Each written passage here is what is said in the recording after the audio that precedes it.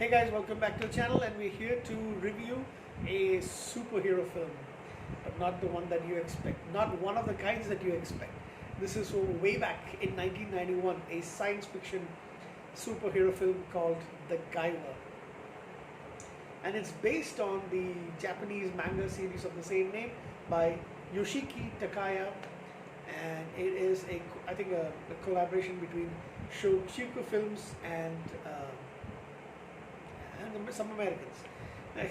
So yeah, this is from 1991. So at this point, I would have watched the a couple of Superman films, all the Superman films, by the way, and the first couple of Batman movies. And of course there was this television movie of Spider-Man, which I kind of enjoyed when I was young.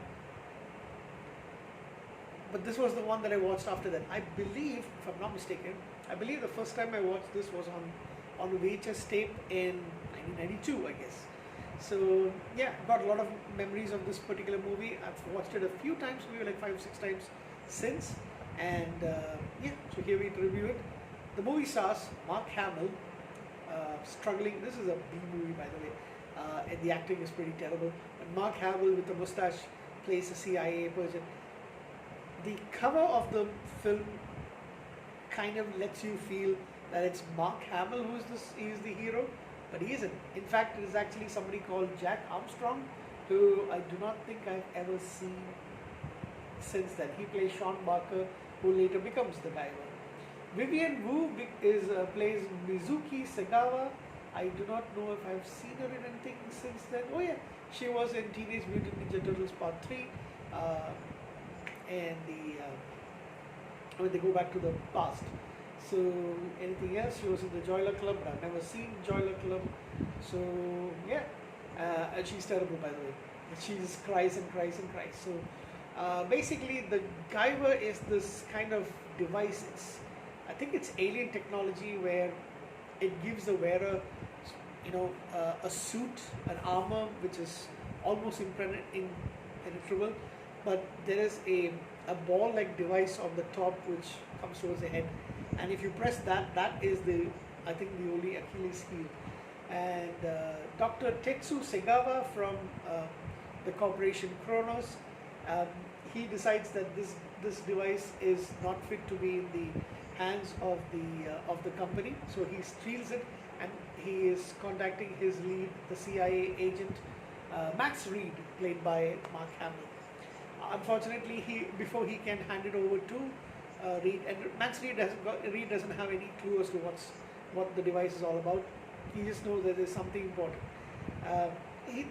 The doctor, the good doctor, is actually caught by the henchman of the owner of the president of Kronos, Lisker, played by Michael Biderman. Michael Biderman plays one of the bad guys and his thugs, and he turns into a zoonoid, that is the good doctor, and Lisker also forms into a zoonoid. They fight and he is killed.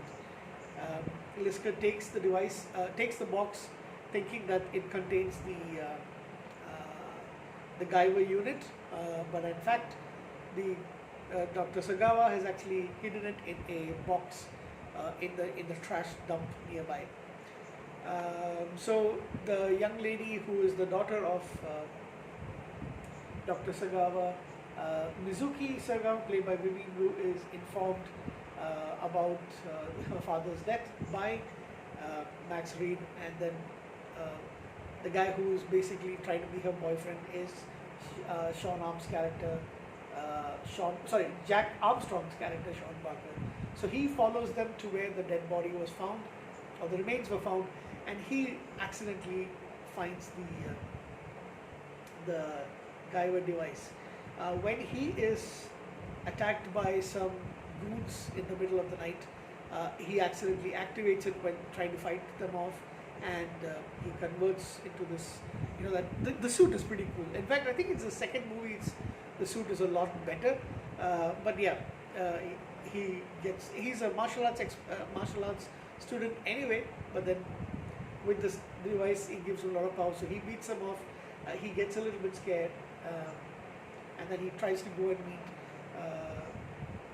Mizuki. However, the goons from Kronos capture both Mizuki and Max Reed and take them to it when they're fighting off. Sean, who tries to help them as the form of Guyver. They activate the kill switch and he is killed.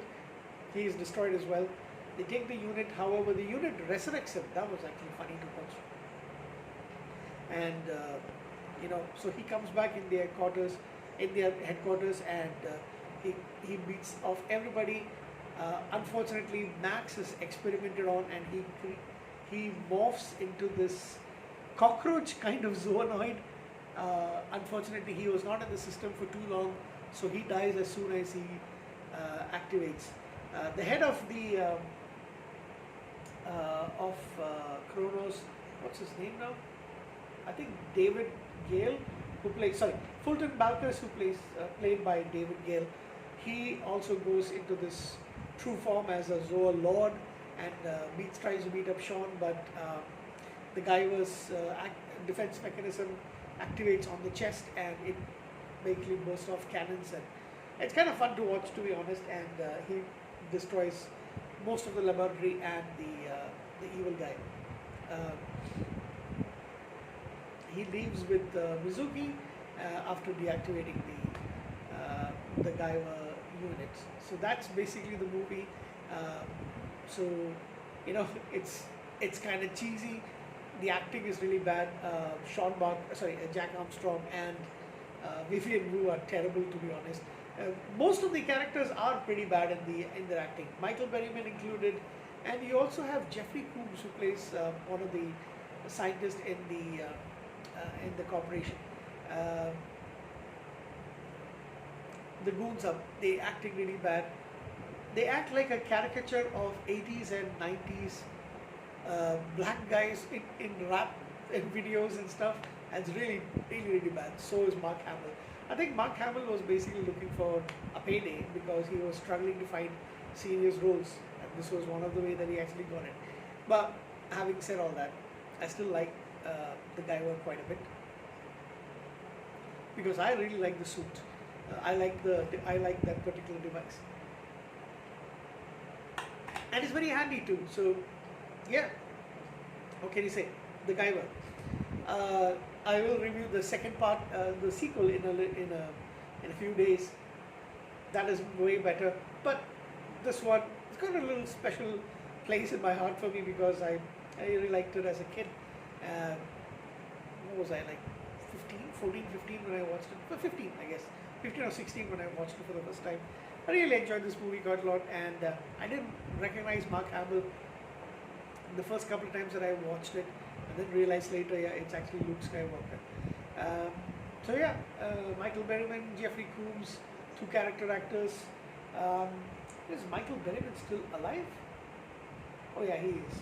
But although I haven't seen him in any new movies for a very, very long time. Anyway, so that's the Guyver. It gets a 6.5 out of 10. Like I mentioned, the acting is pretty bad, but it's got a soft space in my heart. I do like it quite a bit. Just to watch it once in a while, maybe like every few years. In fact, I think the last time I watched this was 7 years ago, I guess. So yeah, the Guyver, and we'll have the next the sequel coming up in a few days. Thank you guys. Good night.